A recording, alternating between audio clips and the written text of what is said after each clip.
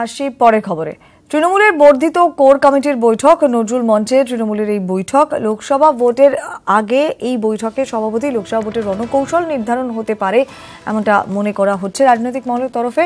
রণকৌশল ঠিক করে দেবেন সেক্ষেত্রে তৃণমূল সুপ্রিমো তুহিন দাসচন্দ্র রয়েছেন আমাদের সঙ্গে টেলিফোনে। তুহিন, লোকসভা ভোটের আগে আজকে নজরুল মঞ্চে তৃণমূলের যে এই বর্ধিত কোর কমিটির বৈঠক তা নিঃসন্দেহে অত্যন্ত তাৎপর্যপূর্ণ। মূলত কি কি বিষয় আলোচনায় উঠে আসবে, কোন কোন বিষয় বেরিয়ে আসতে পারে আজকের কোর কমিটির বৈঠক থেকে লোকসভা নির্বাচনের আগে? টার্গেট লোকসভা নির্বাচন 2019 এবং সেই সঙ্গে টার্গেট 42টা আসনের মধ্যে, রাজ্যে 42টা আসনের মধ্যে 42টা আসন তৃণমূল কংগ্রেসের। এবং সেই জায়গা থেকেই দলের নেতা, মন্ত্রী, বিধায়ক, সাংসদ এবং সর্বস্তরের যারা নেতারা থাকছেন এই বৈঠকে, তাদেরকে একটা গাইডলাইন বা রূপরেখা তৈরি করে দেবেন তৃণমূল সুপ্রিমো মমতা বন্দ্যোপাধ্যায়।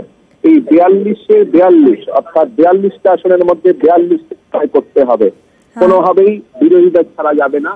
তার জন্য যে রকম প্রস্তুতি প্রয়োজন সেই প্রস্তুতি এবং কিভাবে রণকৌশলে এগোবে তৃণমূল কংগ্রেসের প্রচার, কোন জেলায় কিভাবে কি রণকৌশলে হবে তার একটা গাইডলাইন বা রূপরেখা তৈরি করে দেবেন মমতা বন্দ্যোপাধ্যায় আজকের এই বৈঠক থেকে। ধন্যবাদ তুহিন।